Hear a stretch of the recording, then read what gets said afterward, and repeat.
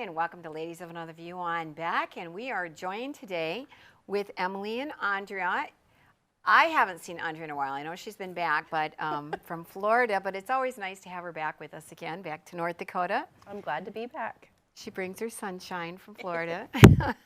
I know, it's sunny today. I was so excited. I know, it's pretty sunny in the springtime in Florida, right? Oh, it's sunny all through the winter. Okay. It's not a cloud in the sky. I honestly thought winter would be so much different. I thought it would be gray and maybe like 50s or something. That's the wrong state. That's Seattle, Washington State. It's not Florida. It is eternal summer. They are not kidding. But you're glad to be back to North Dakota, right? I am happy to be here. Sometimes we have to make our own sunshine, but, Yes. you know. Yep. But, and Mary is going to be joining us later in the show. And we're going to be following that parental rights and education bill we talked about on Tuesday in Florida, because there's just ongoing drama, of course. And first, though, we're going to have Alex Schadenberg, and he's coming to us from London, Ontario, Canada, and we're going to talk about euthanasia. Welcome to the show, Alex. It's great being with you today. Yes, thank you very much. He is the director of the Euthanasia Prevention Coalition. And even though you're coming from Canada, I saw an article you wrote about something going on in the United States, and I see that you cover this issue worldwide. Correct. I'm the world leader on these issues, whether I like it or not. So euthanasia and assisted suicide is being debated worldwide. And in the US, you have now, sadly, you have 10 states that have legalized assisted suicide. There is a big push to go to the next step to euthanasia, but I should first tell you what the difference is, obviously, if I'm going to talk about it in that way. So euthanasia is when a doctor or a nurse or somebody would kill you. They lethally inject you. Now, you would normally have obviously asked for it, but it's based on lethal injection is how it's usually done. It can be done other ways. Obviously speaking, people would say this is about ending suffering and things like that, but you got to understand this is really about giving the doctors the right in law to cause your death. That's euthanasia. And the other thing about it, which is very, very important, when it's not legal, so for instance, in the US, euthanasia is illegal in all states, whereas assisted suicide is legal now in 10 states. It's a homicide, because you're actually causing that person's death. You're lethally injecting them. Whereas assisted suicide uses the same drugs, but you give the drug to that person. You prescribe the drug or you give the drugs to that person and they take it themselves. So you can see in the US where they've legalized assisted suicide, the doctors are then given the legal right in law to write an intentional lethal dose of specific drugs to cause your death. Whereas in euthanasia, which is legal in Canada, they lethally inject you. And these are the differences. So obviously speaking, to me, this is all a crazy idea, because you're giving doctors, nurses, other people the right in law to be able to kill their patients. And this is exactly what it's about. And people would say, yes, but these people are asking for it. Yeah, well, there's many reasons someone might ask for their life to be ended. But once you start actually ending people's lives and directly doing so, that changes the whole question. It changes medicine, changes attitudes towards people who are sick. It creates a whole new paradigm. And it's simply wrong. So what does your organization, what are you doing to kind of, your Euthanasia Prevention Coalition, so what do you do to help people out there to get the word out? Well, there's several things, like the mention of an article I wrote. I write articles pretty much every day, but the organization publishes regularly to keep people up to date about what is going on. We're involved politically also. So for instance, if there's a bill that's being debated, let's say like right now there's a bill that's being debated in Connecticut to legalize assisted suicide, we publish articles to explain, well, what did that bill actually say? Because remember, the language of the law is the devil in the details, right? So people will say, oh, this is simply about this. Well, no, actually, your bill says this, this, and this. And, it's the same thing. We're informing people about what it's actually about, what it actually does, and then try and help people or encourage people to try and defeat these pieces of legislation. We also have a help service. So we have a 1-800 helpline, and people call that helpline if they're dealing with issues around end-of-life questions and things like that. But we often also here in Canada get calls from family members who are trying to prevent someone who they know, usually it's a family member, trying to prevent them from dying by euthanasia, lethal injection. And so we have these very difficult conversations about how to deal with these issues. So it's about education, it's about politics, it's about caring for people and making a difference. It's multidimensional. So your organization is specifically around euthanasia, but you mentioned semantics and this idea of assisted suicide and how they are related but not the same. Does your organization have a specific position on assisted suicide as well? Right. We oppose euthanasia and assisted suicide. Euthanasia and assisted suicide are really essentially the same, but they're done differently. So in the case of euthanasia, it's not the difference between the drug that's being used, it's how the act is carried out. So in the case of euthanasia, as I say, there's the lethal drugs are injected by lethal injection, and whereas in the case of assisted suicide, the doctor would prescribe those same drugs, but you take it yourself. So in both cases, it's not it's about somebody else who's directly involved with causing the death of another person. Some people argue with assisted suicide. They say, oh, assisted suicide is about freedom because it's my choice. I'm taking these drugs. Well, no, actually, the doctor's prescribing them.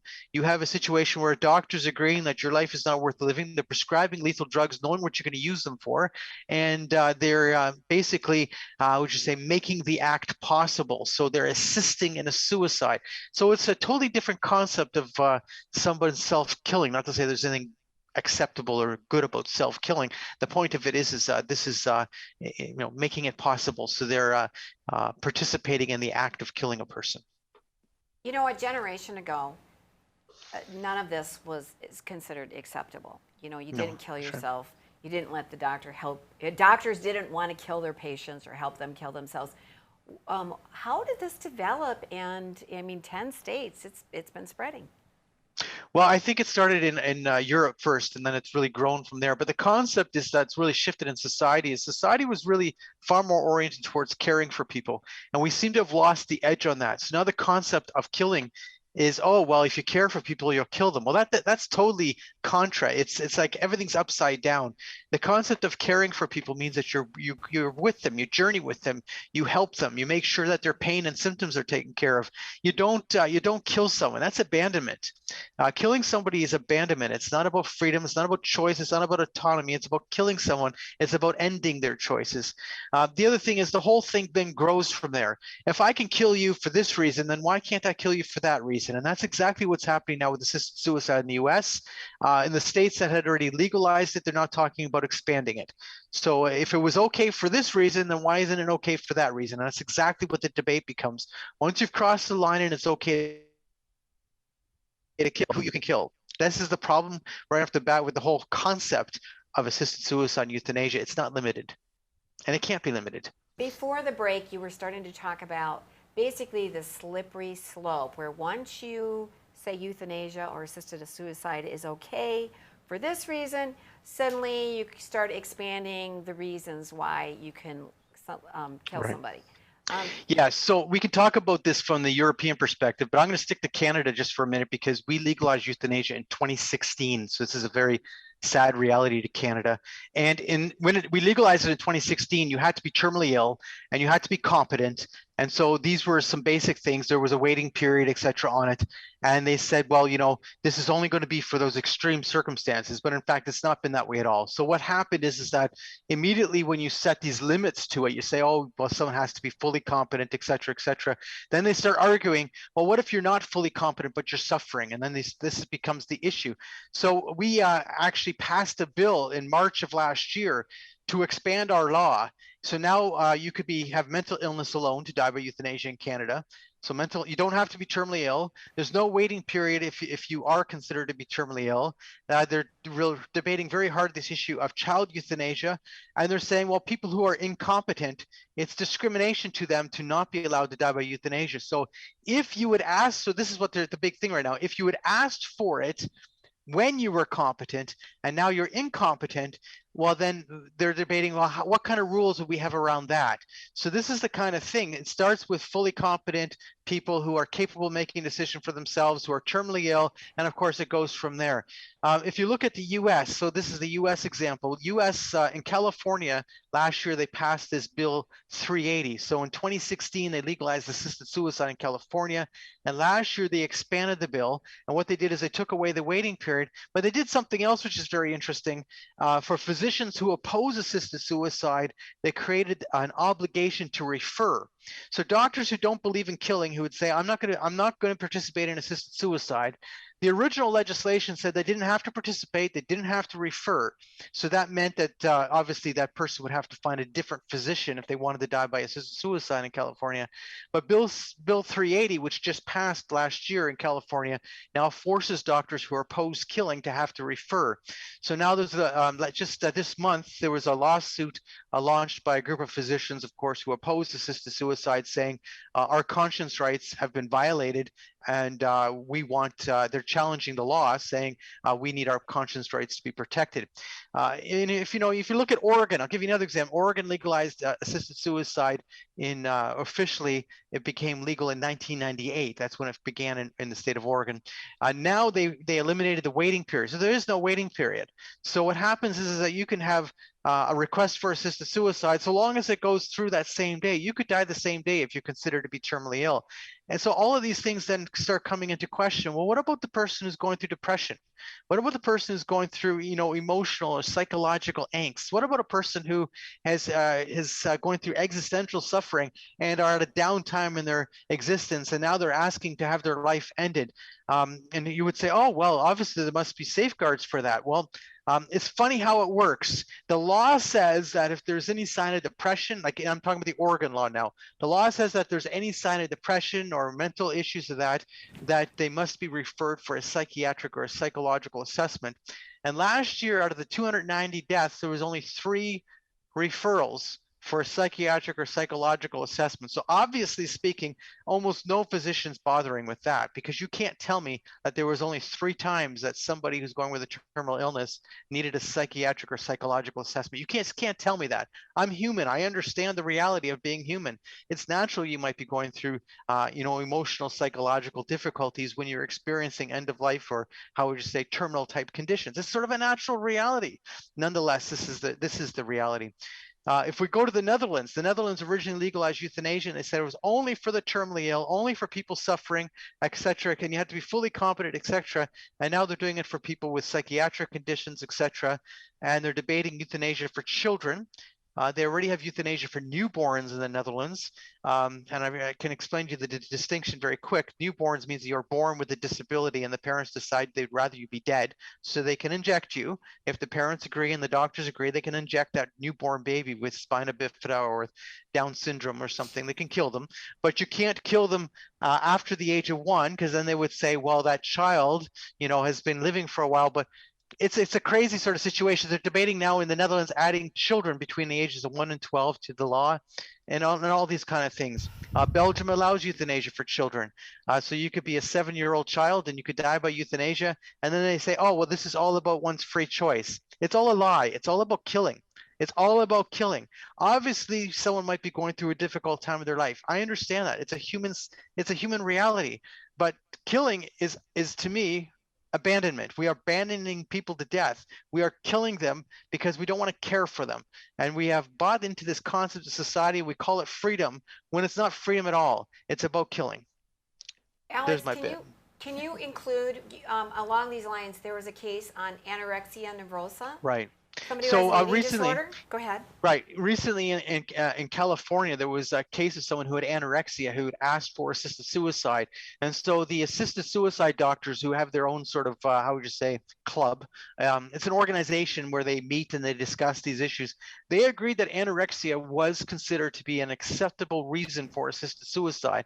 Now, that doesn't quite fit it within the definitions of the law, but the question is if somebody has anorexia, at what point can they be considered terminally ill? This is the question they were asking. And the assisted suicide doctors define that as a terminal illness. Therefore, they said it was okay.